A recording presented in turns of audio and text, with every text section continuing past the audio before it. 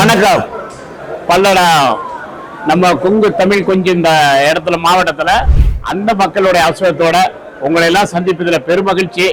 சேலம் மாநகருக்கு இருக்கக்கூடிய வரவேற்பு ஒரு வித்தியாசமானது.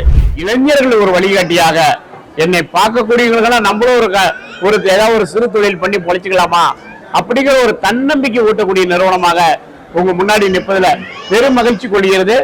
என்னை பார்த்தால் நம்மளும் முதலாளியாகலாங்கிற எண்ணத்தை உருவாக்கி இருக்கிறேன்.